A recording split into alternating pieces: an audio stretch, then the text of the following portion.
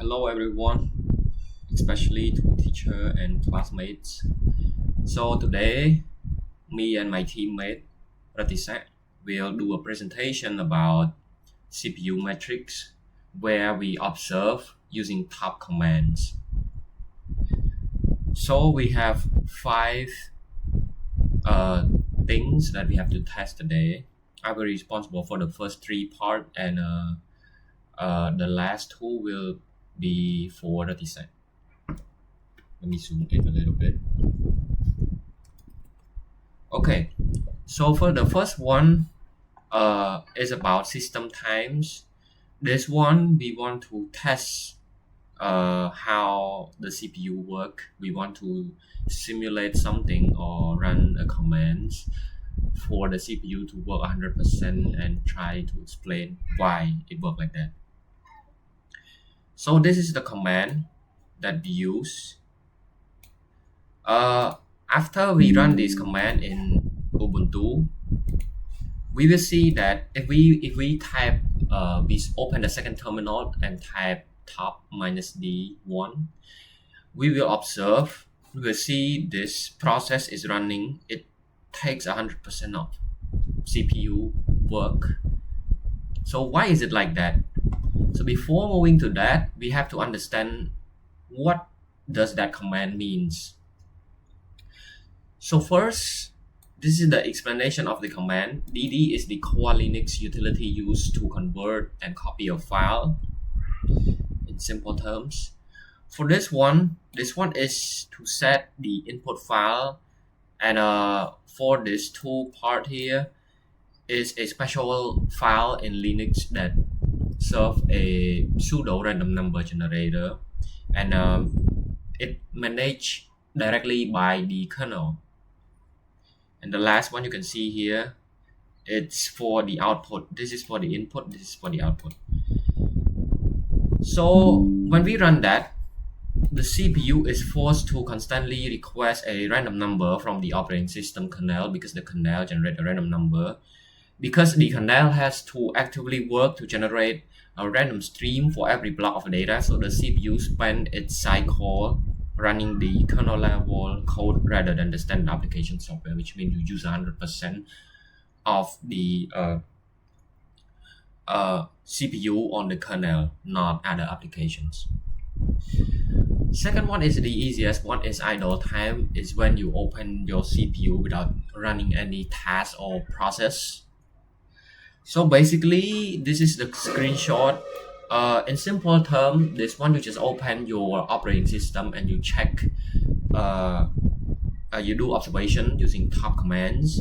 You see that there's less percentage of CPU working because you didn't run any process at all. So basically, when the operating system has nothing to process, it executes a special low power idle task or a specific instruction like HLT or x86 processors to the CPU. So that means that it put the processor into a dormant state to save power, save temperature of the CPU until the new hardware or software interrupt with the CPU. Last but not least is user times. So in order to simulate this, we use this command user times. We use this command SHA-256 sum, and when we run that command, we can see that the CPU process, it runs 100%, and here you can see it's gaining. So basically, the same goes to the first one. The commands that we run means the SHA-256 sum here is the utility that calculate a SHA-256 cryptography hash. We want to hash some things. And /dev/0 here is another special Linux file that provide an infinite stream of null byte 0 as fast as it can be read. So when the SHA-256 sums process take the endless stream of zero and continuous run intensively, it's applied mathematical encryption algorithm on them. This math happens entirely inside the user space application layers, which means that the CPU is doing a heavy calculation without needing to jump back into the kernel modes. It is inside user modes to handle hardware or system management. So that is all of my part. I will pass the stage to Ratisak for number 4 and number 5. Hello everyone, my name is Ratisak, and today I'm gonna be explaining to you guys about two CPU metrics such as the nice time and the wait time. So nice time stands for NI. Nice time is the amount of CPU time spent running processes that have modified nice value. Okay, so in this nice time we have three nice value. We have the -20. -20 is the highest priority, 0 is the normal priority, and 19, as you can see here, is the lowest priority. Okay, so in this example, we are using this command nice minus n19. Okay, so this command here is the heavy calculating processes that will require a lot of times. So we're using the 19 here. So 19 here, as you can, as I explained earlier, is the lowest priority. So I will explain later as to why this is called nice time. Okay, so this explanation, nice. This utility is used to alter the scheduling priority of a process before you run it. Okay, let me explain this in a simple term so you can understand it better.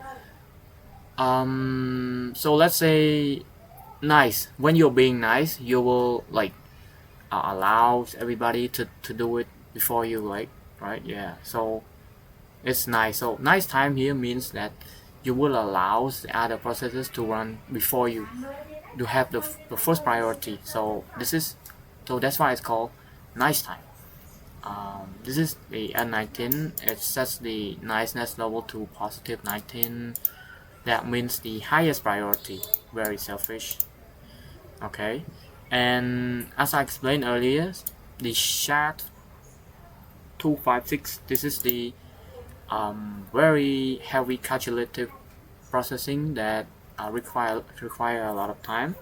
That's why you set the nice time to it to get the first priority, so that Linux records its CPU usage as a nice time.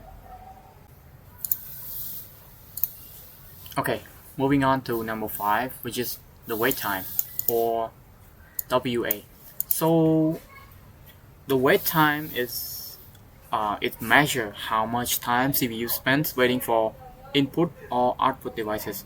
So for example, we have the SSD, HDD, USB drives, or any network devices. The CPU is ready to continue working but must wait for data to be read or written. So in our case here, we're using this command, this long command here. So let's look at the explanation. Okay, so the DD here is for copying data from one place to another. This command here is is input source that generate endless zero, so it will generate a lot of zero. The off test image here will create a file called test image. BS4K count this command right here. It will write data in blocks, of 4 kilobytes with 100,000 times. Okay, and this function right here is the most important.